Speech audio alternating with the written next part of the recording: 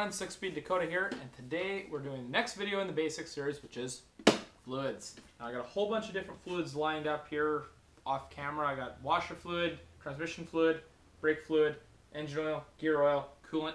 So we're going to talk about what all these are, the different subtypes of fluids, and synthetic versus conventional. That's a bit of a special one. So let's start with the one everybody knows, which is engine oil.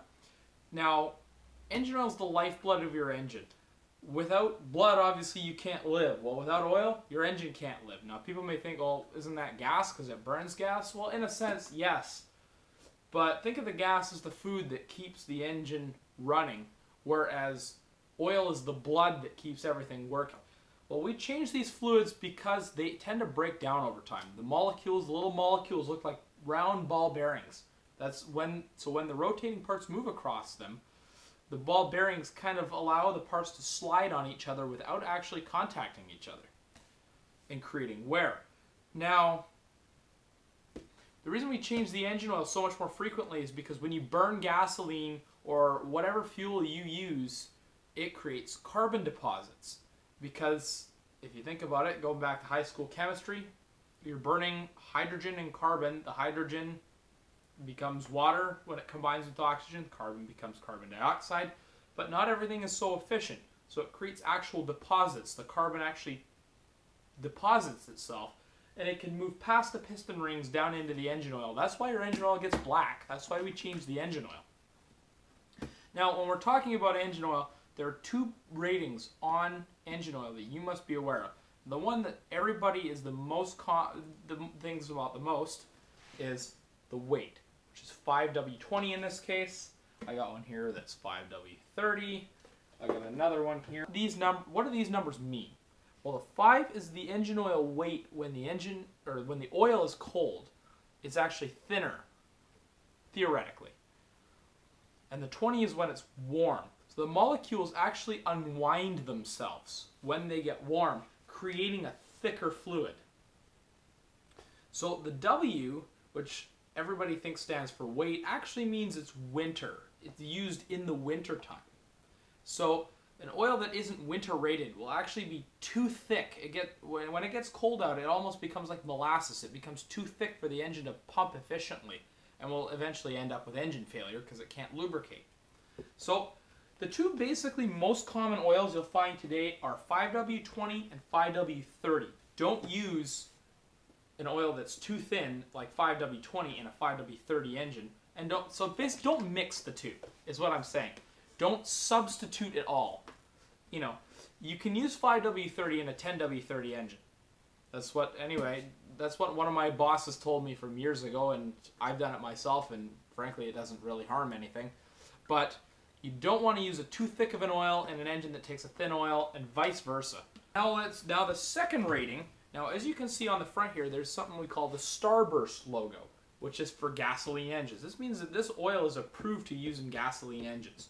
Now, when we look on the back, we have our API service rating, which in this case, if you look at it, is SN. N is in Navajo. Now, the S stands for spark ignited engine, which is a gasoline engine. As we can tell by the Starburst logo on the front, it says for gasoline engines. The N is the API service rating. Now, the higher the letters, the more scrubbers and detergents that these oils have. Now, the reason you have detergents in your oil is because they keep your engine clean on the inside. All that carbon is dirty, and it'll build up, it'll actually cling to certain parts. So without detergents, the engine will quickly wear itself out because carbon's very hard and it wears the internal components. So you need scrubbers in your engine oil to be able to keep it running effectively without any wear. Now, you can actually get an oil that is non-detergent. You see, we don't have the Starburst logo on it saying it's for a gasoline engine. This is SAE 30. It's not a 30W or anything. This is not to be used in the winter. This oil you do not want to put in an engine or you will hurt it very, very quickly. There's no scrubbers or anything in this. Now, this non-detergent oil is for like a pump or a compressor or something of that sort that doesn't have a gasoline engine. In this case, I use it in my air compressor. Let's move on to the next one. Let's move on to another basic one that everybody knows. which is washer fluid. Now I've dumped all this in there. You can have so many different colors of them, but there's basically two types. You have your summer windshield washer fluid, and in this case you have your all-season or winter windshield washer fluid. Now, you don't want to run a summer washer fluid in the winter because this has no freeze protection. This fluid contains methanol, which is an alcohol. I believe it's methanol. Methyl alcohol. Yeah, close enough. And the methyl alcohol prevents it from freezing. So, if you're running summer washer fluid in the winter, it'll freeze up your tank and crack your pump and do all kinds of bad things. This stuff cleans a lot better than this, so I tend to use summer in the summer and the all season in the fall and the winter. So if you don't use your washer fluid a whole lot, like I take the Dodge on road trips all the time and go down to my cabin, go down to Christina Lake where my grandparents live, that kind of thing. You get lots of bug splatters and stuff like that, so having the summer windshield washer fluid, because I use a lot of it, is definitely worthwhile. If you don't use a lot of it, stick with the all season, because if you fill it with summer washer fluid and you don't use it very much and it gets to the winter and it freezes and cracks, well, you know, the rest is history. So let's talk about, the next thing is transmission fluid. Now transmission fluid is unique because it's actually red in color. Let's see if I can take the cap off here. So you can see, transmission fluid is actually red in color. And transmission fluid is actually quite a thin fluid.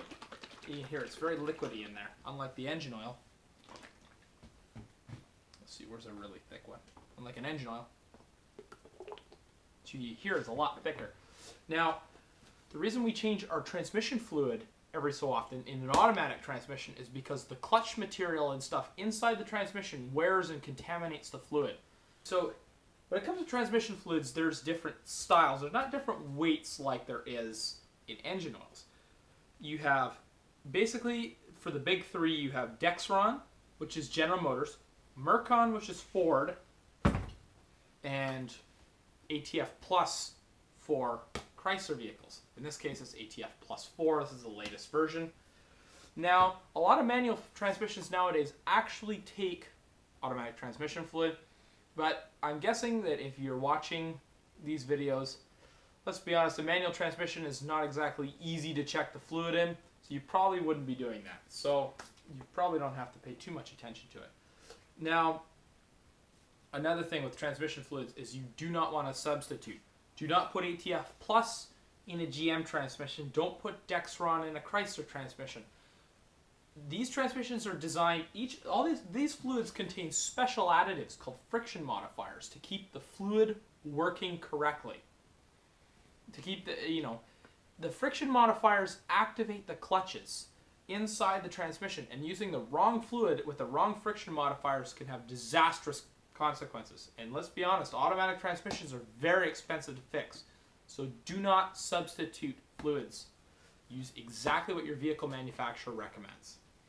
And also, another thing about universal fluids, stay away from those, because there's no type of fluid that is exactly universal in any way.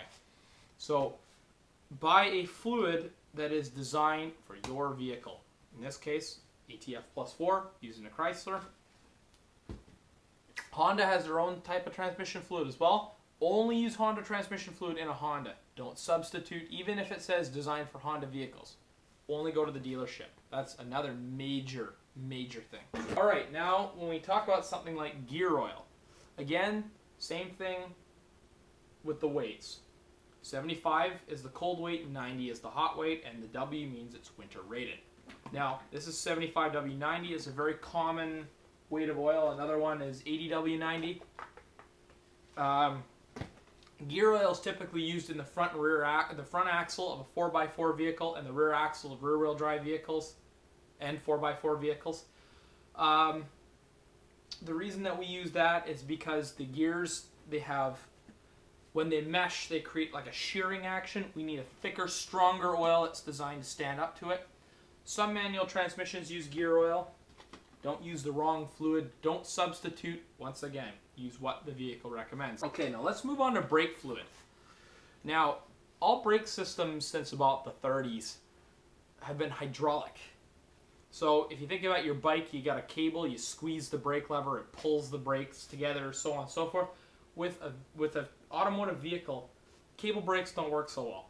We use what we call hydraulic brakes. So when you push on the pedal, the hydraulic fluid pushes it at the brakes on all four corners and slows your vehicle down. Now, the thing you must know about brake fluid that's very, very important now is the weight. There's a couple of different important things. So in this case, we have what we call DOT3 or DOT3. DOT stands for Department of Transportation. In this case, we got a DOT4 fluid, which is thicker than this fluid here. Now, one thing you must know about brake fluid is that when your brakes heat up, because let's be honest, brakes mean friction, friction means heat. When your brakes heat up, a thicker fluid will boil at a higher temperature. That's why all these racing guys use thicker fluids than, say, what we run on the street. The problem is with anti-lock braking systems, they're designed to run on a certain fluid. Most of the time, your very common fluid is DOT3. The reason I have DOT4 is because my quad's sitting right next to me here. You need a DOT4 fluid. That's just the way that they are. Now, don't substitute fluids. Once again, do not use the wrong fluid because it'll wreak havoc on your ABS system, and ABS things are very, very expensive to fix. So, the other thing you don't want to do with the brake fluid is you don't want to mix the two. You don't want to mix two different weights. You want to drain it all, bleed it all out, and put a different weight in. Now, again, probably because you're watching this series, I'm assuming that you're not going to get underneath and bleed your own brakes. So if you ever have to add brake fluid for some reason or another, use what they recommend. Now, if your brake fluid level is low, now, your brakes don't consume fluid, but you'll notice that your level may go down over time. And the reason is because as the brakes wear, the pistons in the brake calipers move out more, which creates more void for fluid. So your fluid level in your reservoir goes down. Now, if you notice you have low brake fluid, don't just go straight and top it up, because the reason that the fluid is probably low is because you probably have worn out brakes and need them replaced.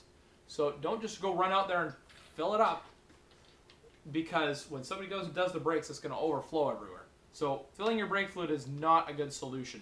If you notice you have low brake fluid, take your vehicle to a certified repair shop and have them check to make sure your brakes are not worn out. A lot of collector car owners use it because the fluid stays good for longer and it doesn't attract moisture. So for a vehicle that sits, it's actually really good stuff. Alright, so I babbled enough about that. Now, this is a water bottle, but I saved some of the coolant because the coolant in my Dakota is really expensive. So we basically, when it comes to coolant, you know, there's so many different types and it's really hard to describe. So this here is your standard green coolant. I'm going to try to pour some out here. I don't know if you can see that, but that stuff in there is green. Green coolant is used in just about everything. So green fluid is your standard life coolant used in just about everything. And then General Motors in about the late 90s decided to use an orange colored fluid like this. If you're confused and you're low on coolant or something, the parts store guys will probably be able to point you in the right direction. They're your friends, they're here to help. Sorry, there's one more fluid I forgot about. That's power steering fluid. If you have power steering, you need the fluid to, well, I'm not going to go into electric and hydraulic power steering. If you have hydraulic power steering, you need power steering fluid. Now, what a lot of vehicle manufacturers use nowadays is automatic transmission fluid. Now, you can still buy power steering fluid. It's right on the shelf at your local auto parts store. A lot of them are fairly universal. Hondas are a little bit pickier. They only want you to use the Honda fluid. But do not substitute. Once again, if it says power steering fluid, use power steering fluid. If it says ATF plus 4, use ATF plus 4, Dexron, whatever. Do not use ATF, do not use automatic transmission fluid in a vehicle that takes regular power steering fluid. One place that can tell you what fluid to use is your owner's manual. Your owner's manual has all kinds of good facts on what kind of fluids to use. So don't be afraid to break it out if you don't know what to use. Don't guess. Guessing is really, really bad. Okay, so finally, we're going to talk about the difference between a conventional oil and a synthetic oil. Now, this stuff, and there, you know, and there's the blend in between. I think I got one here. Yeah, okay. So let's start with conventional oil. What is conventional oil? Well, conventional oil is basically stuff you suck out of the ground. It's crude oil, dyno oil, or whatever people like to call it. Fossil fuels. So what they do is they draw heavy crude out of the ground, and in the refining process, they're able to separate like actual oil from there, and then it goes to the oil refineries, and they refine it further and further. They add their detergents and scrubbers and all their other stuff, bottle it, package it as motor oil. Now, the different weights come out in the different refining processes, and there's all kinds of chemistry behind this. Conventional oil is good stuff, really. If you don't want to spend a whole ton of money, conventional oil is a good way to go. Change it often, change it every 3,000 miles, 5,000 kilometers, 3 months, whatever comes first, so on and so forth. We'll go over maintenance intervals and whatnot in a future video. Conventional oil. So some people think when they buy a vehicle that they need to use the best of the best of the best. Well, if you got a lot of miles on your vehicle, you don't want to jump for a synthetic. Okay, so what synthetic is this stuff is purely created in a lab. There's no pulling oil out of the ground, no nothing. Synthetic is it's purely man-made. Now, synthetics have an advantage because they don't break down near as fast, and they protect and lubricate a lot better. So an engine that runs synthetic oil will theoretically last a lot longer. Now, the thing about conventional oil, though, is that when a vehicle is fairly new, and you want to start using synthetic oil, that's the time to start using it.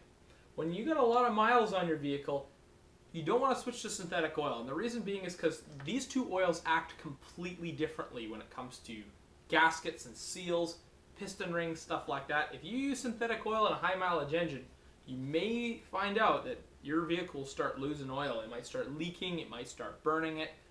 It does all kinds of crazy stuff. So if you want to switch to a synthetic, you want to do it when your vehicle's fairly new. So if you've been changing it with conventional for a long time, just use conventional. So the other thing is, don't mix the two. Do not put synthetic in conventional, do not put conventional in synthetic. Do not mix these two. Now, synthetic's quite a bit more expensive, but if you care about your vehicle and it's fairly new, and you want to start caring for it more, then you use the synthetic oil. But be prepared, because it comes at a premium price. Alright, now this is a semi-synthetic oil. It says right there, semi-synthetic. And what a synthetic blend. This oil contains some of the different additives that they put in one of these. The only difference is the base oil in this is dyno oil that they pull out of the ground. So that's basically it. I can't really think of anything else that needs to come with fluids. So, moral of the story, don't substitute, do not mix any kinds of fluids. Use exactly what your vehicle manufacturer recommends. So, I hope that this was informative to you. I know I've talked for an awfully long time. Yeah, I hope you learned something from this video, and stay tuned for the next one in the series. Now, you can follow me on all types of social media. You can follow me at Facebook, on Facebook at facebook.com/6speeddakota, Twitter at 6speeddakota, and Google+ 6speeddakota. Thank you for watching, everyone. I really hope you learned